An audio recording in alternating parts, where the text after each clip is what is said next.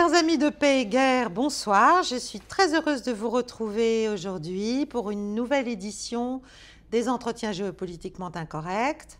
Et j'ai le plaisir aujourd'hui, très particulier, de recevoir un ami et une personnalité qui prête beaucoup à controverse, qui ne laisse pas indifférent d'une manière générale. Puisqu'il s'agit d'Olivier Delamarche qui me fait l'amitié de venir ce soir.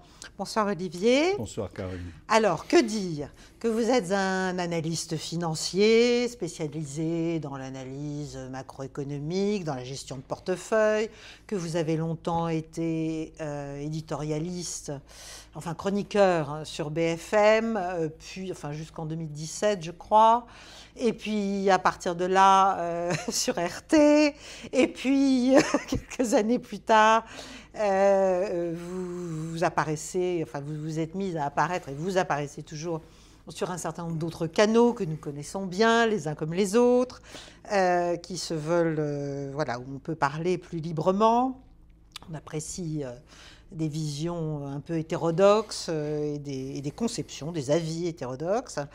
Vous êtes un critique connu de l'interventionnisme structurel des banques centrales, de l'expansion sans fin des dettes publiques, Et donc, on comprend très bien, en fait, pourquoi vous vous prêtez à controverse, parce qu'on est quand même, voire à diabolisation, parce qu'on est quand même dans une période de fuite en avant assez générale, pas seulement en termes géopolitiques, mais aussi en termes économiques et financiers.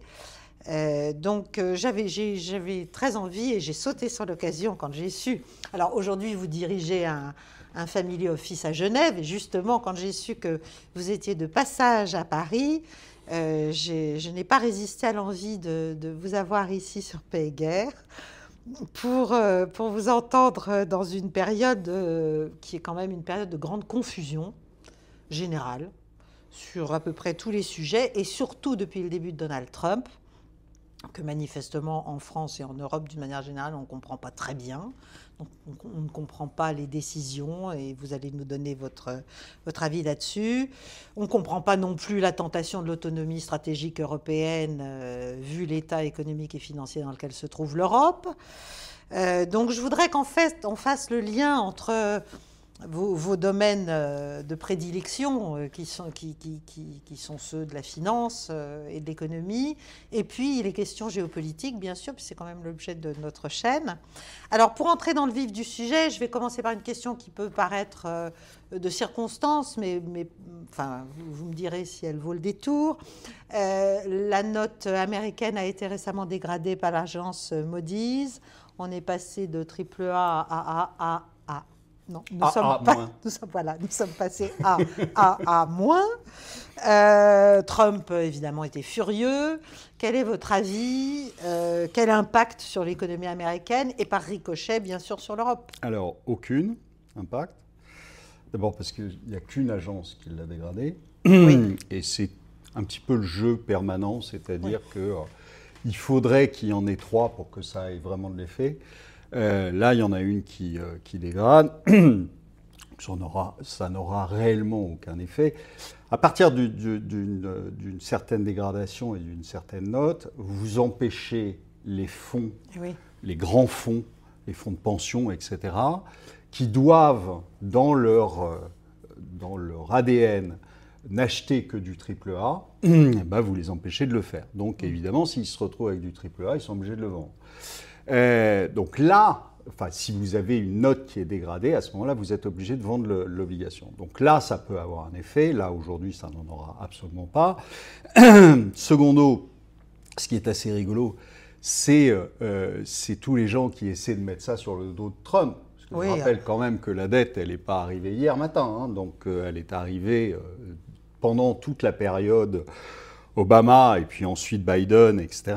Et donc, cette dette-là, elle a été construite depuis 2008. Et aujourd'hui, vous êtes, mais comme dans tout l'Occident, vous êtes sur un modèle qui est un modèle de... on met de la dette parce qu'on pense que c'est l'essence de l'économie. Ça n'a jamais fonctionné. L'essence de l'économie, c'est l'énergie, c'est la démographie, puisque vous savez que les 2/3 du PIB des pays, c'est la consommation des ménages. Donc évidemment, si vous avez une baisse de la consommation, vous avez de fait une baisse du PIB. Et donc on a considéré, à partir de 2008, que c'était la queue qui remuait le chien et non pas le chien qui remuait la queue. C'est-à-dire qu'on s'est dit, on va mettre des paquets de monnaie sur la table et ça va fournir de l'activité. Non, en fait, la monnaie, c'est pas l'essence dans un moteur. C'est pas ce qui fait tourner l'économie. C'est l'économie qui tourne qui induit de la monnaie. Mais c'est pas le contraire. Et donc, en fait, on est parti sur ce principe qui était de dire, on met de la dette. Alors, le truc au départ, ça donne l'illusion de croissance. Donc tout va bien. Oui, en tout cas de pouvoir consommer. Oui, parce qu'en fait, ça tourne. Donc on met du pognon, on fait monter les actifs qui sont financiarisés. Donc évidemment, tout le monde est content, tout le monde gagne de l'argent et on a l'impression qu'on a de la croissance. Mais en fait, c'est de la fausse croissance. C'est-à-dire que vous faites, et ça on l'a très bien vu pendant toute une période, notamment par exemple en Espagne. En Espagne, on criait au miracle de la recovery après 2008-2009 et on disait « Ah, c'est formidable, ça y est, ils se sont plantés avec l'immobilier pendant un moment, ils ont une crise grave, mais ça reprend. » Tu parles que ça reprenait.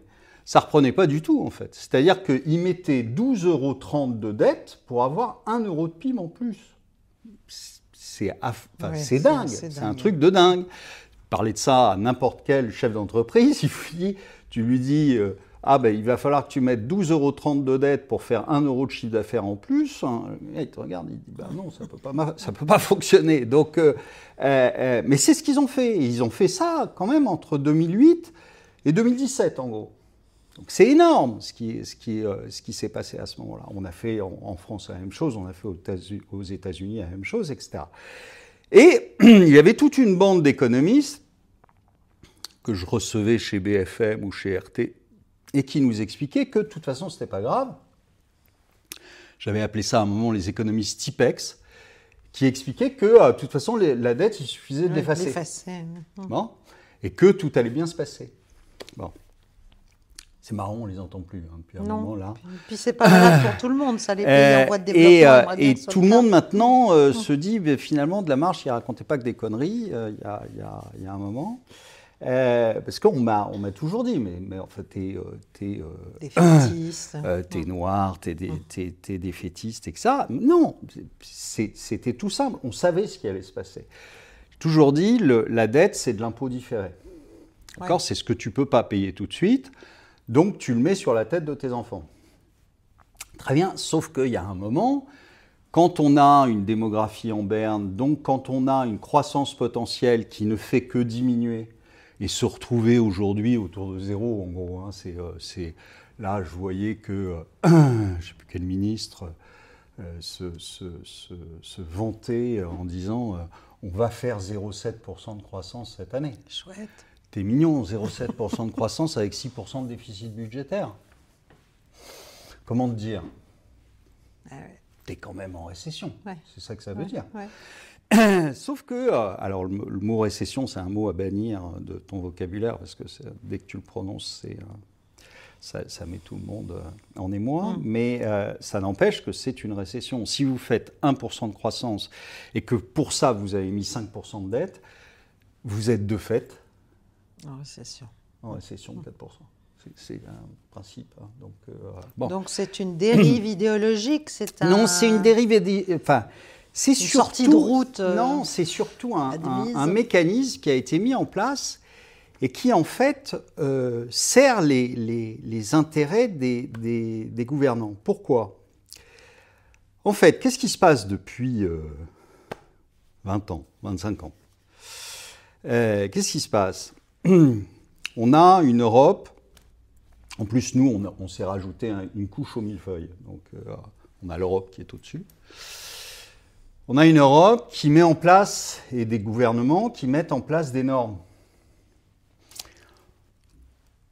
pour que ces normes fonctionnent, il faut que tu engages des fonctionnaires pour les faire tourner, pour les mettre en place, pour surveiller, pour recueillir l'impôt, pour contrôler, pour mettre des amendes si jamais tu n'as pas fait ce qu'il fallait.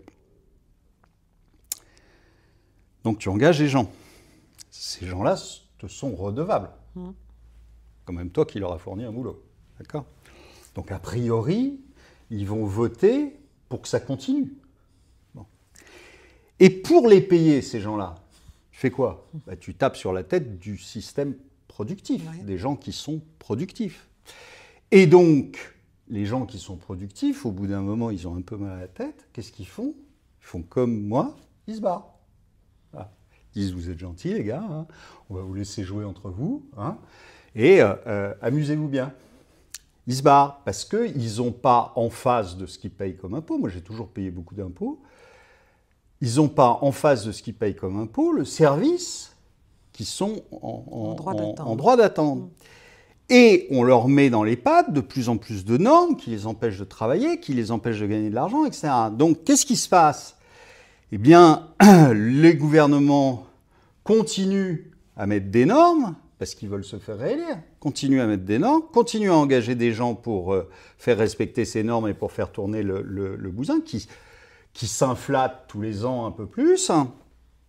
Et puis, il y a le système productif qui se contracte de plus en plus, c'est ce à quoi on assiste dans tout l'Occident, qui se contracte de plus en plus. Et puis, à un moment, moi, je pose la question, quid du moment où il n'y aura plus assez de système productif pour financer tout ça, qu'est-ce qui va se passer ? Il va se passer que très probablement, ça risque de tourner un peu vinaigre. Voilà. Mais en attendant, évidemment, qu'est-ce que font les... Je vais être très méchant, mais qu'est-ce que font tous les ratés ? C'est-à-dire le patron de l'Allemagne, le patron de la France. Marquerait que Mélanie s'est un peu sortie de ça. Oui, le patron du Royaume-Uni, à part se retrouver dans un petit train à faire la fête, sous toutes ses formes, qu'est-ce qu'ils font ? Eh bien, ils appellent à la guerre. Pourquoi ils appellent à la guerre ? Tout simplement parce qu'on sait très bien que la guerre, c'est une blanchisseuse extraordinaire, et puis que ça permet de détourner l'attention de leur propre turpitude, qui sont... et je pense pas un n'a intérêt finalement à ce que ça s'arrête. Pourquoi ? Parce que si la musique s'arrête, on va s'apercevoir qu'il n'y a pas assez de chaises, et que là, on va se retrouver avec des gens qui ont échoué du début jusqu'à la fin.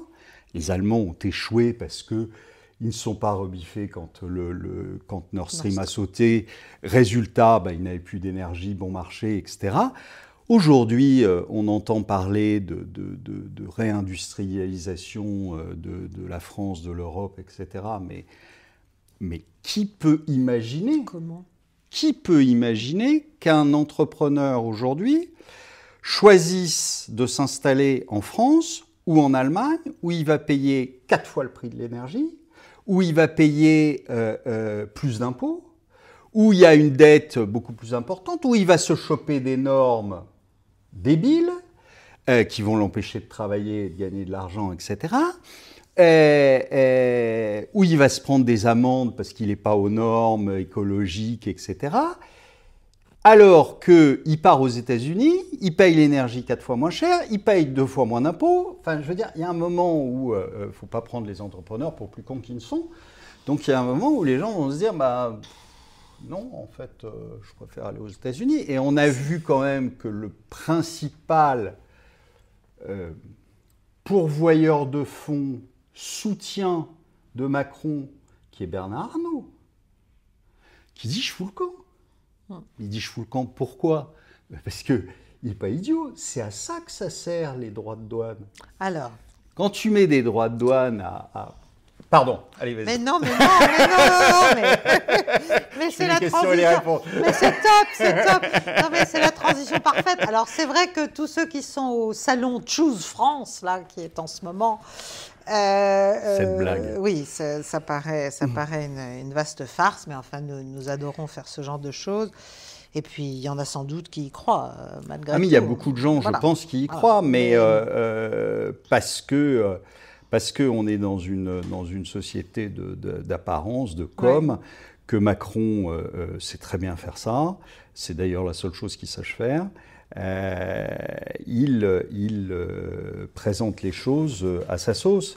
La seule chose, c'est que, évidemment, nous sommes loin d'être le premier pays en termes d'investissement. On est plutôt 6e ou 7e en termes de montant. C'est ça qui est intéressant, c'est pas le nombre, on s'en fout du nombre. C'est en termes de montant, d'abord on est 6 ou 7e, et puis secondo, il faut quand même savoir comment ça se fait. C'est-à-dire que le jour où on vend des pépites comme Alstom, bien sûr qu'on a un investissement qui est fait en France, mais en attendant, je vous rappelle que quelques années plus tard, on le rachète, mais complètement vidé de sa substance, aux Américains, très cher, mais complètement vidé de sa substance. Si c'est pour faire des trucs comme ça, je ne suis pas sûr que Choose France soit vraiment quelque chose d'intéressant. Voilà. Bon, alors revenons aux droits de douane et à notre transition de rêve. Quel est votre avis sur cette guerre des tarifs lancée par Trump? Parce qu'on peut penser que c'est cosmétique, on peut penser que c'est instrumental, on peut penser que c'est une méthode de négo à la Trump pour asseoir le rapport de force. Et dans ce cas-là, moi, d'après ce que j'ai vu et compris, il s'est quand même pris un gentil retour de baffe côté chinois. Non, pas tant que ça. Non ? Non, pas tant que ça, puisque finalement, il négocie sur la base de oui, mais c'est ça, 10% mais il est obligé. À l'export et 30% à l'import. Oui. Oui, non, mais attends, voilà. C'est mieux que rien. Oui, non, mais oui. Ceci dit, tout le monde gueule, mais les autres, ils ont fait quoi depuis des années? Non, mais ils ont réussi à imposer des droits de douane? Ma question est très ouverte. Quand on fait ce... Alors, moi, je pense on peut aimer ou ne pas aimer la manière de Trump. Je dirais, je m'en fous, c'est pas le sujet. Moi non plus. Oui, c'est un éléphant dans un magasin de porcelaine, on est d'accord. Le type, il rentre, d'abord, il te met 2 claques, et puis après, il dit, on part. Bon, ok, d'accord, c'est une méthode. Mais ça marche. Alors, ça marche peut-être pour les droits de douane, mais ça ne marche pas forcément pour la guerre en Ukraine, mais oui, parlons de alors, la guerre ça. en Ukraine, il est quand même un peu le cul entre deux chaises, parce que c'est quand même eux qui l'ont déclenché. Oui. Bon, donc, c'est un peu difficile, maintenant, d'aller demander des trucs à Vladimir. Donc, c'est un peu compliqué. Mais, sur les droits de douane, ça marche. On a beau se foutre de sa gueule en disant, mais il fait n'importe quoi, etc. Il a demandé 200% sur... Oui, d'accord, mais il a obtenu 30. 30, c'est mieux que 0. Nous, on a obtenu quoi vis-à-vis des Chinois? Non. Jamais rien. Bon, donc... et en plus, j'irai un peu plus loin. Alors déjà, il faut savoir de quoi on parle. Les États-Unis, c'est 3 000 milliards de dollars à l'exportation, sur un PIB de 30 000. Hein. D'accord ? On n'est pas non plus... pas beaucoup. Bon, 3 000 milliards, et c'est 4 000 milliards à peu près d'importation. La balance qui est déficitaire, c'est la balance des biens. La balance qui est excédentaire, c'est la balance des services. C'est pas grand-chose, c'est 300 milliards les services à peu près de bénéfices, et c'est 1000 milliards à peu près de déficit sur les biens. Ce qu'il faut savoir, c'est que c'est pas la Chine le plus important là-dedans. Il y a 900 milliards. C'est le Mexique et le Canada. Pourquoi est-ce qu'il a tapé sur la figure du Canada et du Mexique? Parce que c'est en gros 420 milliards côté côté Canada, c'est 470 milliards d'importations côté Mexique, donc 900 milliards en tout, c'est-à-dire à peu près un quart des importations, c'est le Mexique et le Canada. Donc je dirais, là, pour le coup, les négociations avec le Mexique, ça s'est déjà réglé. Avec le Canada, je pense que c'est en cours. Parce que le Canada n'est pas non plus dans une position extrêmement bonne. Et je pense que c'est le bon moment pour faire les négociations avec la Chine, parce que la Chine non plus n'est pas, contrairement à ce qu'on pense, dans une position qui est extrêmement forte. Elle est faible en ce moment, et je pense que c'est le bon moment, au contraire, pour aller faire des négociations avec elle. Donc, alors, bien sûr que... alors tout le monde dit, oui, non, mais il avait demandé 200, il a eu 30. Oui, mais il a eu 30. Oui, oui, non, mais c'est ça. Les autres, ils ont quoi? Ils ont 0. Bon. Non, mais ça, donc, et les importations chinoises, c'est pareil, c'est 400, c'est à peu près du même ordre que le Mexique, c'est 470 milliards, et les exportations vers la Chine, c'est 150 milliards. Bon, alors oui, il y a un déficit de 300 et quelques, ok, mais enfin bon, 300 sur 30 000 milliards de PIB, enfin je veux dire, c'est pas le sujet. Et je pense que c'est réellement pas le sujet, c'est-à-dire que pour moi, les négociations commerciales, c'est un écran de fumée. Et c'est un écran de fumée, tu vas m'adorer parce que je vais faire la transition encore une fois. C'est un écran de fumée parce que ce n'est pas une guerre commerciale, c'est une guerre monétaire. Voilà. Très bien. Ah, très bien. Bah, elle est belle c'est aussi. Très bon. C'est de mieux en mieux. C'est parfait, c'est parfait. Je vais instaurer le monologue, en fait, parce que finalement, je peux donner un petit fil conducteur au départ. Et puis, bon. Donc, c'est très bien. Donc, effectivement. Alors, oui, enfin, c'est une transition, mais là, on passe de la deuxième à la quatrième question. Ah bah c'est zut, pas grave, excuse-moi. On va faire comme ça. Et on terminera par la troisième que je vais déplacer. Ça n'a aucune importance. Oui, alors, donc, pas une guerre commerciale, mais une guerre monétaire. Mais c'est une guerre monétaire parce que, en fait, bon, je pense que Trump a fait l'analyse que l'hégémonie totale du dollar, prenait un petit coup dans l'aile, qu'il allait falloir compter avec la Chine et compter avec les BRICS, bon, enfin surtout la Chine. Alors même si, moi je vais totalement à l'encontre de ce que beaucoup disent, où certains économistes disent, bon, le dollar c'est fini, etc. Ça, sur le papier, on est tous d'accord, le dollar c'est fini. Bon. Sauf que, c'est pas de bol, en termes réels, tu demandes à tous les gens qui travaillent dans le commerce international et qui te disent, ouais, enfin bon, quand on fait une transaction, on ne la fait pas en bolivars ou en Vatu. Vatu, c'est la monnaie du Vanuatu. Oui, j'ai failli le dire, mais ça me paraissait trop simple. Ça me paraissait trop simple. Et donc, me demande pas le déficit commercial du Vanuatu, j'en ai aucune idée. Je suis gentille, et donc, en fait, les transactions, elles se font quand même en dollars. Alors après, tu as de temps en temps une petite annonce, mais c'est vraiment de la com. Une petite annonce comme quoi tel ou tel pays va faire une transaction en yuan, etc. Mais je veux dire, ça pèse peanuts. Aujourd'hui, tu as plus de 50%, 54% qui se font en dollars, et ça ne fait que monter. Ah bon? Oui, parce que en fait, c'est l'euro qui descend.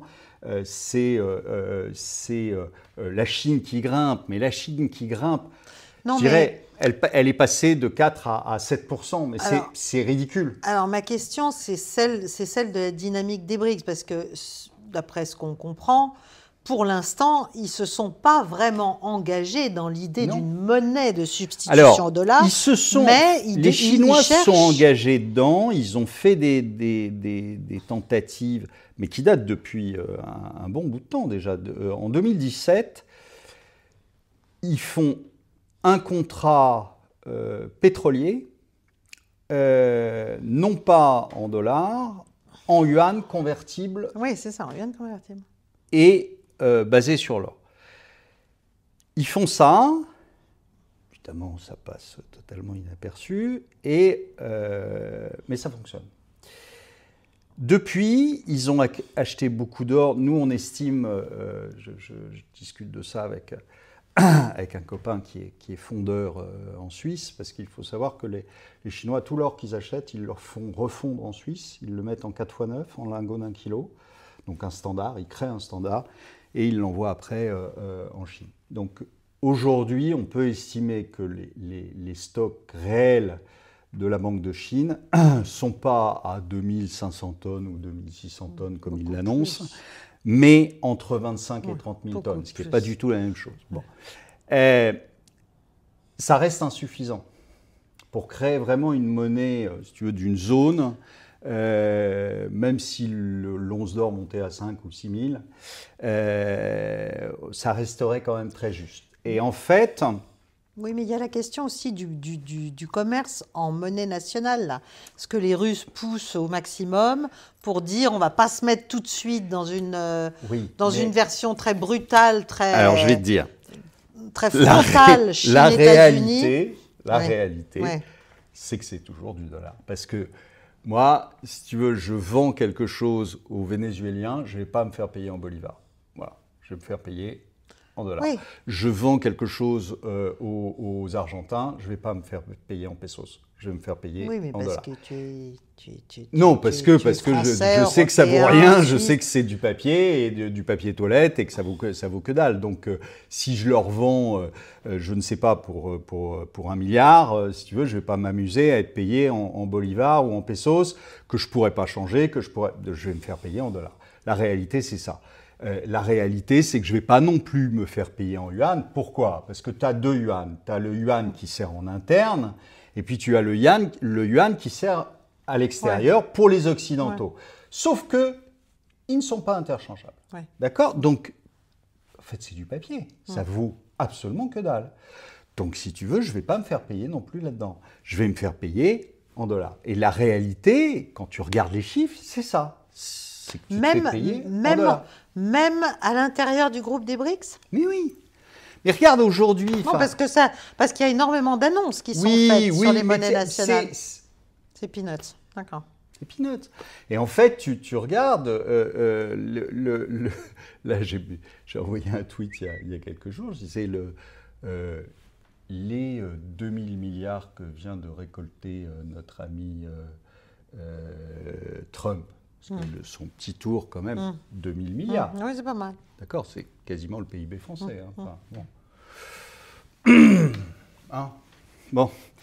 Donc, pour un type, un gros con qui ne comprend rien, qui fait couler son pays, enfin, bon, c'est 10% de son PIB. Donc, c'est quand même pas... Enfin, on n'est pas sur des montants...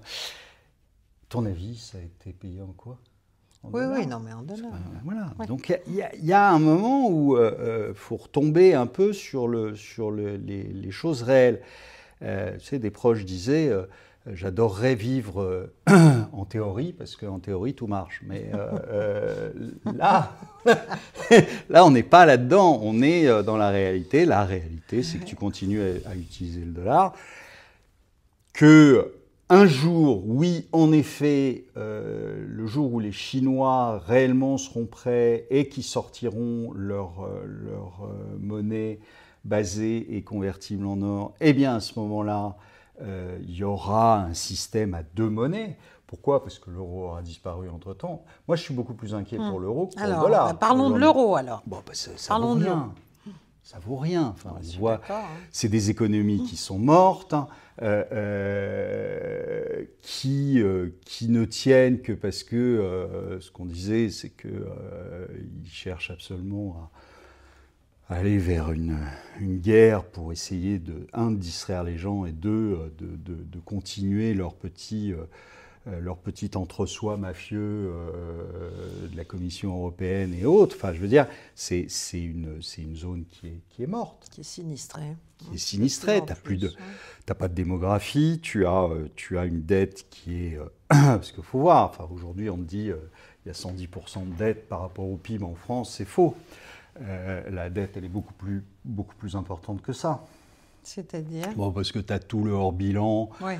Tu as beaucoup de dettes qui est passée. On est champion en France de ce qu'on appelle la comptabilité créatrice. Voilà, c'est-à-dire que. Oh là, ça c'est louche.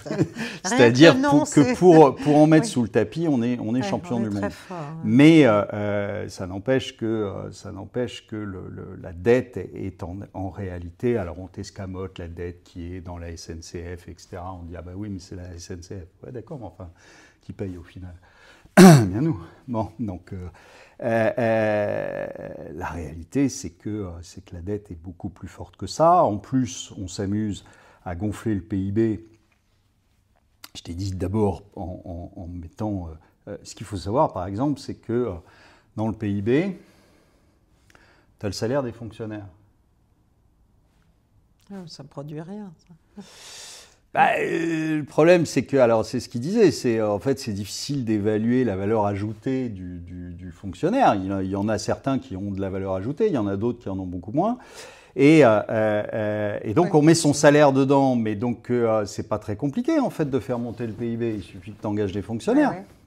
Mais le système productif, lui, il n'a pas produit en plus. Donc, et tu as ça partout. Tu as plein de systèmes. J'avais écrit il y a quelques années un tutoriel de maquillage des chiffres économiques. Parce que les chiffres du chômage, les chiffres de l'inflation, les chiffres du PIB, tout ça, c'est des chiffres qui sont calculés, mais qui n'ont aucune existence réelle. Aucune. Je me suis retrouvé une fois devant un économiste chez RT et qui nous a fait une belle analyse des chiffres du chômage américain et à la fin, alors je suis quelquefois un peu taquin, c'est pas gentil de ma part, mais à la fin je lui ai dit oui d'accord, est-ce que vous pouvez nous dire comment est calculé le chiffre du chômage américain? Et là, grand blanc. Il est prof en université, hein. Il était incapable de me le dire. Donc, et tous ces chiffres-là ne sont pas des chiffres réels. Tu as un truc qui est très facile pour si tu veux des chiffres réels sur le chômage américain, puisque tu payes à la source. Ouais. Quand tu es salarié. Tu payes à la source. Donc, c'est pas très compliqué. Tu appelles le fisc américain. Passe un coup de fil tous les mois et puis tu lui dis bon, tu as les chiffres, tu nous donnes les chiffres. Ben non, ça ne se passe pas comme ça en fait. Ça se passe sur un sondage. Et le sondage est corrigé après par un algorithme qui a été mis en place en 1983 par Ryan et qui est un algorithme qui tient compte d'un calcul, pas du tout de la réalité, mais d'un calcul d'une moyenne des entreprises qui se créent et qui sont liquidées dans le mois et dans l'année, mais sur les chiffres, sur la base des chiffres de l'année passée et des années passées. Et ils te disent, en gros, il y a eu 150 000 créations d'entreprises, donc on dit qu'en moyenne, ces entreprises ont engagé 3 ou 4 personnes, donc ça fait 400 000 bourrins en plus. Ah mais non. Ah oui, c'est pas au doigt mouillé, mais pas loin, quoi. Ah mais c'est plus que du doigt mouillé, c'est du trucage total de chiffres. Et tous les 10 ans, il y a un rétropédalage parce qu'ils reprennent tous les chiffres, etc., avec la réalité, les gens qui sont vraiment embauchés, etc. Et puis là, on s'aperçoit qu'il y a eu tant de personnes en plus. Sauf que ça passe en toute petite ligne derrière, machin, et que plus personne s'en occupe. 2008, 870 000 emplois créés nulle part. Ouais. D'accord ? 2008, tu étais en récession aux États-Unis, etc. Alors ça n'aurait pas fait très bien d'annoncer des chiffres encore plus mauvais. 2009, 940 000. Donc tu as eu presque 2 millions d'emplois qui ont été créés de nulle part, qui n'ont jamais existé en fait. Voilà, après je peux te raconter la même chose sur le PIB, je peux te raconter la même chose sur l'inflation. Enfin, tout ça, c'est des chiffres que moi j'appelle de marketing politique, qui n'ont rien à voir avec la réalité, mais qui servent au bon moment à dégainer un truc qui permet de te faire réélire, à peu près. Voilà, donc, voilà, aujourd'hui, on est dans une phase où, parce que démographie, parce qu'on est dans un modèle qui est à bout de souffle, parce qu'on est dans un modèle qui a tenu sur la dette depuis 15 ans, sur une dette qui est totalement excessive et qui correspond à rien, qui a créé des bulles sur l'immobilier, sur la bourse, qui sont totalement aberrantes. Ouais, il y a un moment où on va payer la note, oui. Alors c'est quand ce moment? J'en sais rien.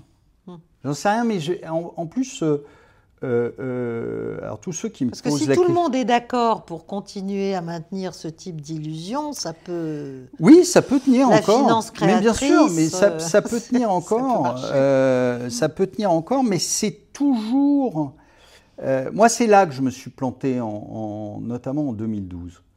En 2012, je me suis dit, mais j'étais encore naïf, hein, en 2012, je me suis dit, mais jamais une banque centrale va privilégier en fait cette bulle, cette fausse croissance, etc., au détriment de l'économie réelle.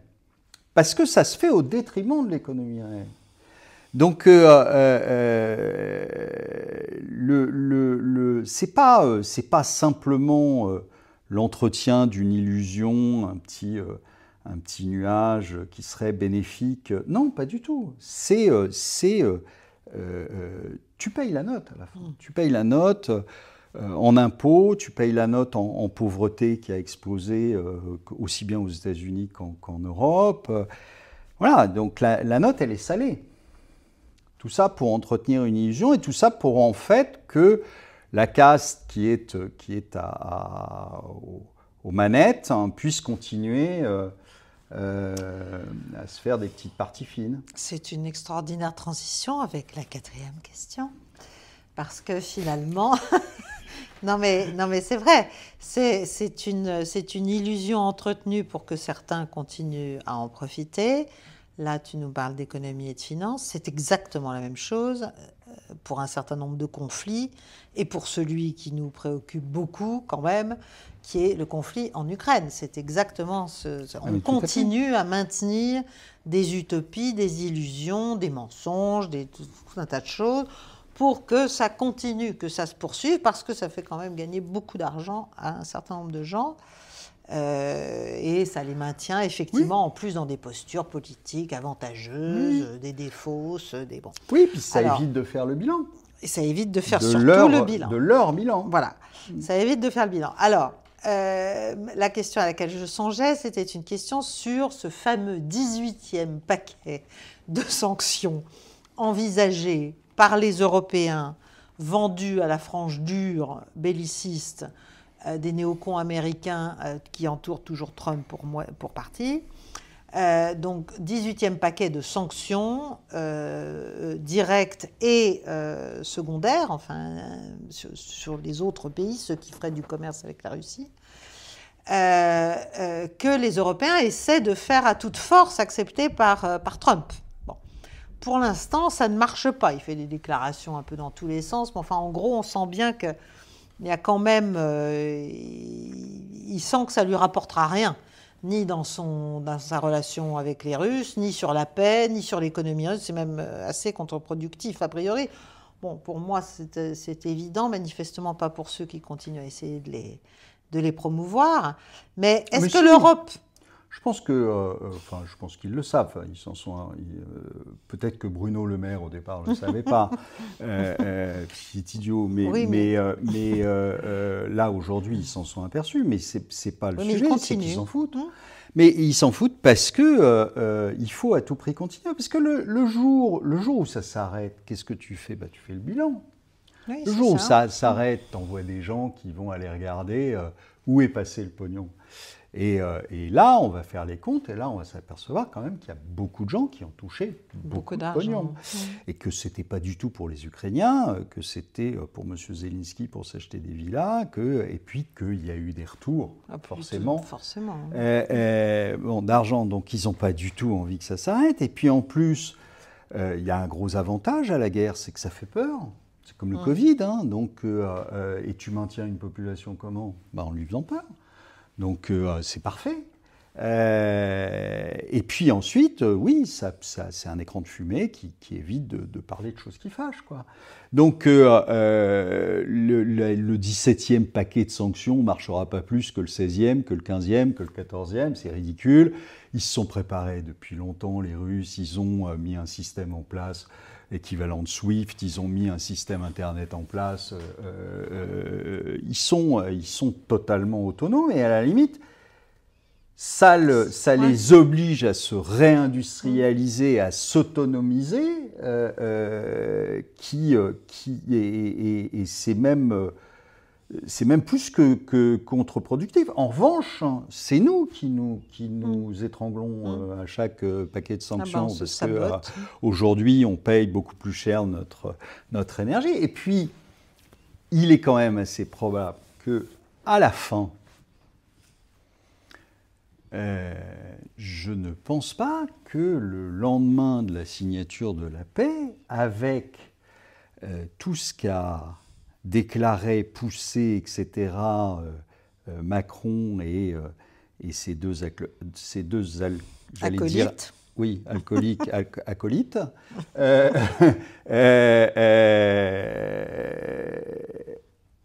Mais Poutine, il serait quand même en droit de nous le faire payer économiquement. Et il a tous les moyens pour le faire. Faut quand même se rendre compte que l'économie russe, ils ont toutes les matières premières. Je dis bien toutes les matières premières. Ils ont toutes les matières premières. Alors, il y a en plus un truc qui est assez rigolo, c'est que il se trouve que à peu près 70% des réserves de terres rares et de minéraux rares sont dans les zones contrôlées par les Russes, en Ukraine. Donc le fameux accord, le locataire là qui signe pour le propriétaire des lieux, ça me fait toujours rigoler. Donc c'est avec Poutine qu'il doit faire un accord, c'est pas avec Zelensky. Mais il est en train de le faire. Mais il est en train de le faire, mais j'en suis persuadé qu'ils sont en train de discuter de ça.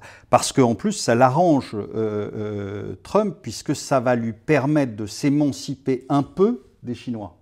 Parce qu'aujourd'hui, jusqu'à maintenant, il a des cartes, mais il n'en a pas tant que ça. C'est-à-dire que pour négocier avec les Chinois, les Chinois sont à peu près ont 90% du marché des terres rares, aussi bien en termes de possession de terres rares, mais aussi surtout en termes de traitement. Parce que c'est tellement dégueulasse de traiter des terres rares et des minéraux rares que personne ne veut l'avoir chez soi, en gros, hein, sauf les Chinois qui s'en foutent.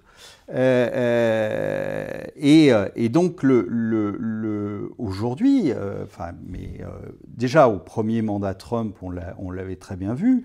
Je ne sais pas si tu te souviens de l'histoire de Trump qui dit aux Chinois je vais vous supprimer la licence Android pour Huawei. Bon. Et à ce moment-là, Xi Jinping qui lui répond t'es sûr les terres rares, tu les sens comment? Et Trump qui rétropédale en disant non, c'était juste une blague. Enfin bon, il est vraiment tenu par ça. Donc si il arrive à négocier quelque chose avec Poutine, eh bien à ce moment-là, il balance sa dépendance, quoi. Il équilibre un peu sa dépendance. Bon, et puis il décroche un peu les Russes des Chinois, parce que le truc qu'avait fait l'administration Biden, je dis jamais Biden parce que lui il faisait pas grand-chose. L'administration Biden, l'administration Clinton-Obama, on va dire, eh bien qui était de pousser les Russes dans les bras des Chinois, n'était pas le truc le plus malin à faire. Bon. Enfin bon, ils n'ont jamais été très malins en affaires étrangères, les Américains. On voit d'ailleurs non, parce qu'ils veulent tout en même temps. Ils ne comprennent pas qu'il y a des contradictions. Donc voilà, donc les sanctions, ça ne sert à rien, ça sert juste en fait à renforcer la Russie et à tendre encore un petit peu plus les choses au risque que ça tourne mal. Voilà, donc c'est idiot. Nous, en revanche, on prend cher parce que évidemment, on n'a pas de matières premières. Je rappelle à M. Macron que il y a quelques années, il y avait un slogan, c'était on n'a pas de pétrole, mais on a des idées. Aujourd'hui, on n'a même plus d'idées, ou elles sont mauvaises en général. On n'a toujours pas de pétrole, on n'a pas de terres rares, on n'a pas de minéraux rares. Donc, il y a un moment où il faut bien aller se servir quelque part. Et en plus, c'est très faux cul, mais comme d'habitude, je dirais. Mais il faut quand même savoir que le diesel, aujourd'hui, qu'on achète en France, il vient d'où? Il est russe. Il est russe. Le gaz et le pétrole qu'on achète, il est russe aussi. Alors, il fait un petit tour par l'Inde, histoire qu'ils remettent une couche de prix, que ce soit un peu plus cher, mais enfin, c'est quand même du pétrole. Donc, il faut arrêter les oui, mais c'est... Je veux dire, le problème de Macron, c'est qu'il s'est fâché avec la totalité de nos fournisseurs de matières premières, les Africains, les Russes. Et aussi presque Trump, c'est-à-dire les derniers qui lui vendaient hors de prix du pétrole et du gaz. Mais il a quand même réussi à se fâcher avec tout le monde. Donc il y a un problème, c'est qu'il y a un moment, il faut quand même que tu sois conscient de ce que tu as chez toi, tes atouts et tes faiblesses. On a une faiblesse, c'est comme ça, on n'a pas de matière première, c'est pas de bol. On ne se fâche pas avec tous les gens qui en ont, quoi. Mais on a une faiblesse, surtout, c'est notre nature idéologique, c'est-à-dire on ne comprend rien au pragmatisme. Ah non, rien du tout. Donc, mais voilà, donc non, puis c'est surtout, c'est notre, c'est vraiment une méthode Macron. Alors je ne sais pas si la méthode Trump est détestable, mais alors la méthode Macron, c'est il arrive en Afrique, il se fout de la gueule de tout le monde. Bon, évidemment. Au bout d'un moment, ça fatigue. Il se met le premier mandat, c'était quand même assez extraordinaire, il se met à insulter tout le monde, les Italiens, les Anglais, etc. Bon, après, quand ça te revient dans la figure, il ne faut pas pleurer, hein, c'est normal. Les gens n'aiment pas se faire insulter, donc il y a un moment où... c'est d'une naïveté et d'une bêtise qui est absolument hallucinante. Voilà. Bon, donc il n'est pas du tout impossible, selon vous, que le 18e paquet de sanctions soit actionné par les seuls Européens. Oui. Non, mais c'est vrai. Non. Oui. Non, mais tu peux toujours actionner tes leviers tout seul. Mais c'est toujours mieux à deux. Oui, d'accord. Donc, il faut non, c'est ridicule. Bien sûr qu'ils vont essayer c'est un petit coq, Macron. Donc il va essayer de briller, il va essayer de faire moi je, regardez, c'est moi qui commande, etc. Bon, maintenant, si Trump lui demande de rentrer à la niche, il rentrera à la niche. Mais ça ne sert surtout à rien. Et c'est non seulement ça sert à rien, mais encore ça serait pas nocif pour nous. On pourrait dire ok, vas-y, continue à t'amuser. Mais le pire, c'est que ça nous retombe sur la figure à chaque fois. Donc je vois pas le sujet. Et surtout, moi alors je suis pas Poutine parce que j'aurais jamais eu la patience de Poutine. Il y a des moments où j'aurais fait un strike, je pense. Voilà. Mais Poutine nous le fera payer. Il nous le fera payer économiquement. Et on n'a pas les moyens. On n'a absolument pas les moyens de faire les marioles avec un gars qui pèse 10 fois plus lourd que nous. Enfin, c'est juste ridicule. Quand on voyait, et Barrault est dans la même ligne, il est aussi crétin que ce pauvre Bruno Le Maire. Je pense que ça, pour le coup, en termes de ressources humaines, je pense que Macron bat tous les records. Il est assez exceptionnel. Il arrive à prendre des gens qui sont de plus en plus crétins. Là, on a quand même des gars qui nous expliquent qu'ils vont mettre à genoux l'économie russe. Cette fois-ci pour de bon. Oui, cette fois-ci pour de bon. Il y a Thierry Breton qui voulait faire mal, très mal, à l'économie américaine. C'est une blague aussi, hein, celle-là. Bon. Mal, très très mal à l'économie américaine. Donc, c'est surréaliste. Mais ils n'ont pas de notion des grandes masses, en fait. Moi, non, et puis alors, moi, ce que j'avais adoré, c'est que c'est Bruno Le Maire, quand il avait expliqué que la Russie, c'était entre le Portugal et l'Espagne. Bon. Ouais. Alors, Russie, toutes les matières premières, un PIB qui passe en 2000, quand Poutine a pris les rênes de la Russie, un PIB qui passe de 240 milliards. 240 milliards, pas grand-chose. Hein. Rien. 240 milliards, et qui aujourd'hui est en train de tangenter les 3000 avec zéro dette. C'est-à-dire que la dette extérieure russe, aujourd'hui, elle est entre 16 et 20%. Et nous, on fait les marioles. Ah, mais nous, on fait les marioles. Nous, on fait les marioles alors que notre PIB a augmenté de quelques pourcents depuis 2000 jusqu'à aujourd'hui, de quelques pourcents, et notre dette a été multipliée par 3. Et enfin, je veux dire, lui, il a de la vraie croissance. Lui, il a enrichi son pays, et nous, on l'a appauvri.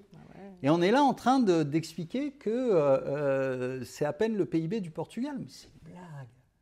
Comment est-ce qu'on peut être aussi con ? Je ne sais pas.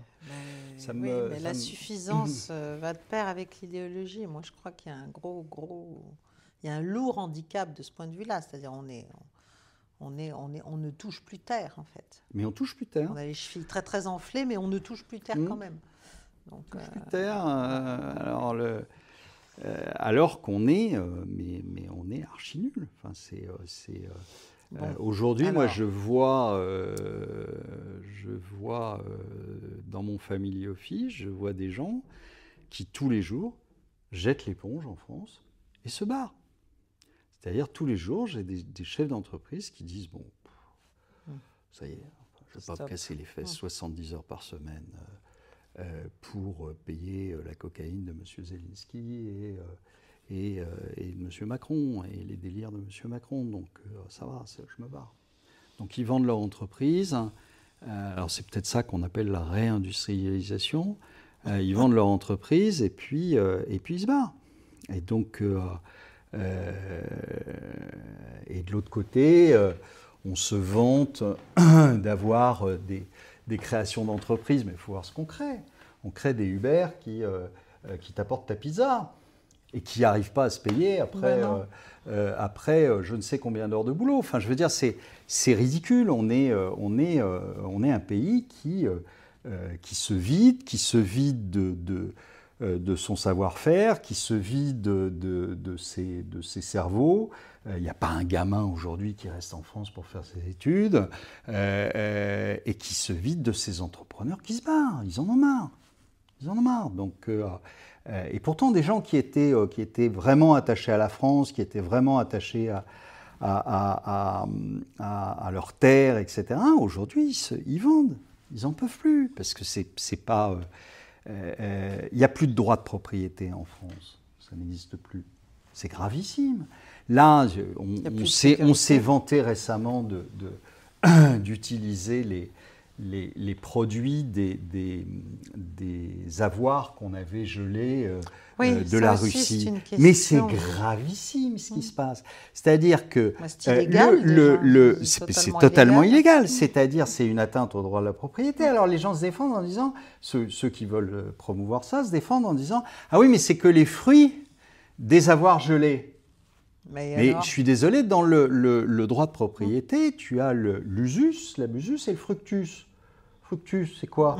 C'est bien les fruits, non? Bon, donc ça fait partie du droit de propriété. Donc c'est du vol. À partir du moment où tu fais ça sur les avoirs russes, parce qu'ils sont russes, parce que tu as un narratif aujourd'hui en disant on est contre les Russes. Macron est contre les Russes, le reste des Français, ils sont contre les Russes. Non, pas du tout. Donc les Russes, c'est nos amis. Ça a toujours été nos amis dans l'histoire. Enfin, je veux dire, donc tu fais ça avec des Russes. Tu fais ça aussi avec des trucs privés, hein, les bateaux, les yachts qu'on a saisis, etc., de Russes. Mais demain, tu vas faire ça avec qui? Tu vas faire ça avec les Chinois. Parce que les Chinois auront envahi Taïwan et auront dit Taïwan c'est chez nous, donc vous dégagez. Et à ce moment-là, les Chinois, ils ne seront plus du tout nos amis. Donc on va saisir les avoirs chinois. D'accord. Et donc, et puis la prochaine fois, ça sera quoi? Il n'y a plus de droit international, il n'y a plus rien. Donc... Ça sera le mâle hétéro de 50 ans, blond, machin, parce que ça ne plaît pas à M. Macron. Donc, ça peut aller très loin, cette histoire. Puisque comme on est hors droit... On a pris des libertés avec le droit international depuis très très longtemps. Et puis même... Depuis très très longtemps. Oui, mais le problème c'est ça, c'est-à-dire qu'il y a un moment où... on continue. Ce qui vient de se passer en Roumanie est éclairant. Ce qui s'est passé, moi je l'ai vu de près dans les Balkans dans les années 90, c'est éclairant. Le Kosovo, enfin tout ça, quoi. On est tellement l'Irak, tout. Et c'est pour ça, donc il y a un narratif qui est imposé par un petit nombre de personnes à un moment, et donc lui c'est bien, lui c'est pas bien. Et tout le monde doit suivre, et tout le monde doit avoir le doigt sur la couture du pantalon, et tout le monde doit porter la main à la poche et payer, etc. Mais moi, j'ai pas envie de filer des milliards tous les mois à Zelensky, tout ça pour retrouver des Lamborghini, des Porsche à Chamonix. Enfin, je veux dire, il y a un moment où il faut arrêter, quoi, stop. Hein? Pendant ce temps-là, tu es à l'hôpital, tu crèves dedans si tu as une urgence. Pendant ce temps-là, tu es en insécurité absolument partout, à Paris, en France, etc. Enfin, je veux dire, il y a un moment, non. Et pendant ce temps-là, les Ukrainiens continuent de mourir. Ah ben, les Ukrainiens, les Russes continuent de mourir, etc. Enfin, je veux dire, il y a un moment où tout ça, enfin, je ne comprends pas qu'il y ait encore des gens qui soutiennent Macron là-dessus. C'est vraiment des salopards. Quand on voit ces 3 gus qui sont en train de se marrer dans leur wagon, et je ne reviens même pas sur l'histoire du mouchoir, sachet de coke, on s'en fout. De toute façon, ils sont cocaïnés tous, donc ce n'est pas le sujet, de savoir si à ce moment-là, il y en avait ou pas sur la table. Il y en a eu plus tard ou il y en a eu avant, mais peu importe. Mais le truc qui est fou, c'est de voir ces types-là qui sont là en train de s'éclater en suite parce que ça fait guerrier. Mais c'est pathétique. C'est pathétique. Donc voilà, après, on peut tomber encore un petit peu plus bas. C'était une réponse maladroite et sans effet d'ailleurs à la parade du 9 mai. C'était la réaction. Là, ils ont pris le train le lendemain, je crois. C'était ça l'idée. C'est qu'on doit faire quelque chose, là. On doit faire quelque chose. Bon, ça n'a rien fait, évidemment, comme d'habitude, mais... C'est pire que ça, c'est grotesque. Bon. Voilà. Et en fait, en ce moment, on sent qu'ils ont... Alors, moi, c'est ça qui peut-être peut faire peur. C'est que justement, ils sont dans une situation qui est vraiment très dégradée. Très dégradée. et que quelqu'un qui est acculé dos au mur est dangereux. Et ils vont probablement, enfin, touchons du bois pour que ça n'arrive pas jusque-là, mais ils sont dangereux à cause de ça. C'est-à-dire qu'ils vont de plus en plus loin. Alors, l'avantage, c'est que ça se voit de plus en plus. Oui. Hein, la Roumanie, etc. C'est de plus en plus clair. Donc, ça réveille. C'est peut-être un avantage. Hein, c'est que ça en réveille quelques-uns. Ouais. Mais d'un autre côté, c'est des gens qui sont excessivement dangereux parce qu'on s'aperçoit qu'ils n'ont aucune retenue. Ils ont aucune réflexion, aucune vision sur le long terme. Enfin, c'est juste inquiétant. Non, je suis entièrement d'accord. Entièrement d'accord. Et le long terme, là, on n'a plus tellement le temps d'avoir, même de penser. Oui, mais ce qui est affolant, c'est que le garçon, il en a encore pour 2 ans. Hein. Le petit Macron. C'est long. C'est long, 2 ans. C'est long. Hein. Bon, c'est encore une fois un entretien, comment dirais-je, qui n'est pas marqué du sceau de l'optimisme. Mais non, mais il y a pas, enfin, on peut pas être aujourd'hui, on peut pas être optimiste. C'est-à-dire que c'est ce qu'on dit, hein, un optimiste, enfin plutôt un pessimiste, c'est un optimiste bien informé. C'est ça. Voilà. Donc, non, tu peux pas aujourd'hui être optimiste parce que tu vois quand même une dégradation très rapide des choses, que ce soit économique, que ce soit stratégique, etc. Et le seul aujourd'hui qui réellement essaie de mettre un coup d'arrêt à tout ça, c'est Trump. Oui, c'est Trump. Alors, c'est ce que j'avais dit quand il a été élu. J'ai dit, c'est peut-être lui, le sursaut de l'Occident. Là, on va peut-être arriver à quelque chose. Alors, mais bon. Oui, mais le problème, c'est que c'est le sursaut peut-être des États-Unis. Oui, mais pas forcément mais de il nôtre. se fout complètement du reste du monde. Oui, et il a bien raison, d'ailleurs. Et puis surtout, nous, on le déteste tellement. Enfin, les Européens sont tellement, à part quelques-uns, tout à fait. Tellement en porte-à-faux qu'ils n'ont rien de plus pressé que de se décaler par rapport à lui. Donc en fait, et puis il y a quand même un risque énorme d'exécution, parce qu'il n'a que 2 ans, jusqu'au mi-terme, et que si ça se passe mal à ce moment-là, c'est-à-dire s'il n'est pas sur la pente ascendante à ce moment-là, ça peut très mal se finir. Parce que là, ils n'auront plus aucune retenue en face. Non. Hein, donc, non. Voilà. Donc, je suis pas super optimiste. Et tu sais, c'est en grande partie pour ça que je suis parti. Hein.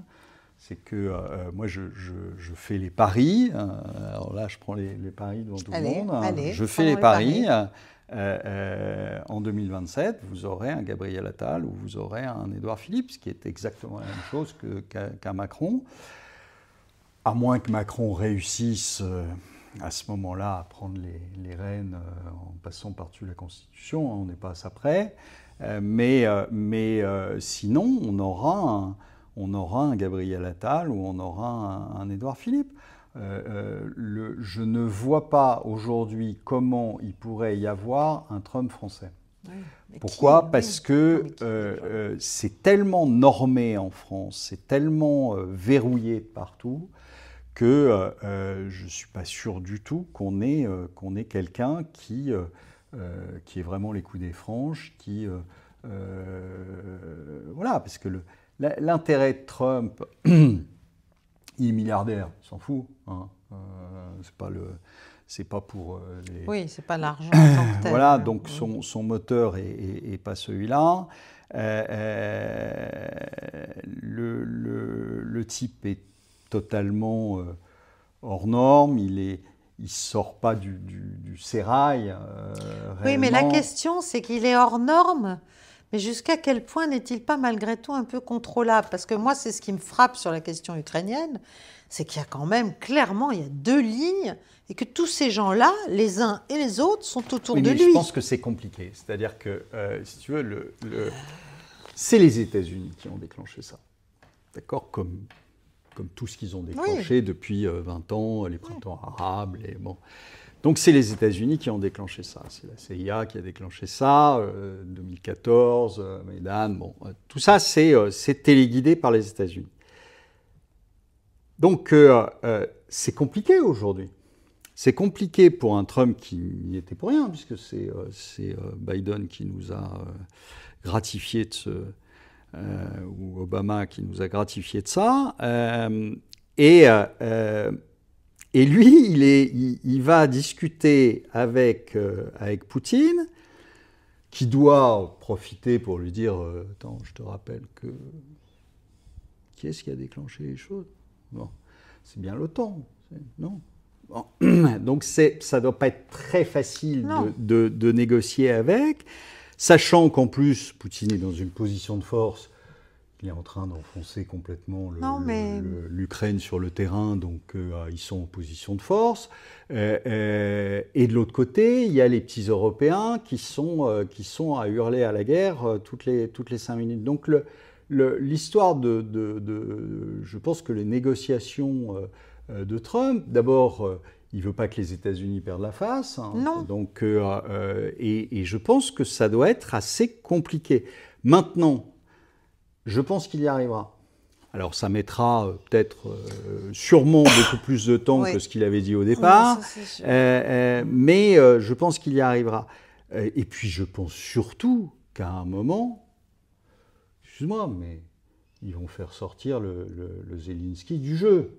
Il faut faire sortir Zelensky, il faut arrêter les armes, il faut arrêter les armes. Oui, mais c'est comme à Gaza, c'est comme partout, Zelensky il faut arrêter. Se fera buter par des Ukrainiens. Ah, ça oui, il y a pire que lui autour de lui. Lui aussi, il a affaire à ses ultras, lui, hein, qui le tiennent aussi. Donc à un moment, mais moi je pense que tu ne peux pas aujourd'hui négocier si tu laisses Zelensky dans la vie. Donc il y a un moment où ils le feront sortir. Alors, je pense qu'ils sont suffisamment malins pour le faire sortir et que ça ne se voit pas trop que c'est eux qui l'ont fait sortir. Il y a toujours des arrangements avec le bon Dieu. Voilà. On n'est même pas obligé de l'exécuter. Non. Voilà. Non, il peut glisser. Non, c'est pas ce que je veux dire. Ce n'est pas ce que je veux dire. Ce que je veux dire, c'est que malheureusement, à ce niveau de toute façon de cynisme, on peut aussi très bien imaginer des formes d'immunité, en fait, pour un certain nombre de gens qui s'effacent. Qui glisseront plus tard. Et qui glisseront à un moment donné ou à un autre. Ou alors ils seront totalement refaire le museau. Enfin, bon. Mais il y a plein de méthodes. Il y a plein de méthodes et ça se pratique tout le temps. Mais je pense que voilà, il y a le discours. En effet, il avait dit moi, dès que je serai élu, le lendemain, ça s'arrête. Et puis, il y a les négociations, parce que Poutine est bien gentil, mais il y a un moment où il va dire « Attendez, les gars, c'est à mes conditions, hein, vous êtes gentils, mais ça, c'est parce qu'on est parti d'un mensonge qu'on continue de dire depuis des années, qui est que la Russie perd alors qu'elle gagne. Oui. Donc, forcément, tout est faux. Tout est faux. Toutes les prémices d'une discussion sérieuse n'existent pas. Elles sont fausses. Oui. Voilà. Pourtant, on a... le nombre de morts, le nombre de machins. Oui. Tout est puis faux. moi, j'ai démonté 3 fois ma machine à laver pour chercher la puce pour lancer des missiles, mais j'y suis pas arrivé. Non, ça marche pas. Non, ça marche pas. C'est bizarre. Pas de bol. Bon. On va en rester là. Hein. On a abordé quand même pas mal de choses. Je vous remercie beaucoup. Je te remercie beaucoup de t'être prêté à l'exercice. Je vous remercie aussi de votre attention à tous. Je vous remercie bien sûr de liker, de partager cette émission, de vous abonner à la chaîne, de vous abonner au cercle des Amis Paix et Guerre, de nous soutenir comme vous le pouvez. Voilà. Fermez votre poste de télé, arrêtez de regarder LCI et BFM et regardez plutôt Caroline. Ça, c'est sûr, et parlez-en à tout le monde. Bon, en tout cas, merci à tous. Merci à toi, Olivier. Et puis, à très vite pour un prochain invité étonnant aussi, pour un prochain entretien géopolitiquement incorrect. Bonsoir.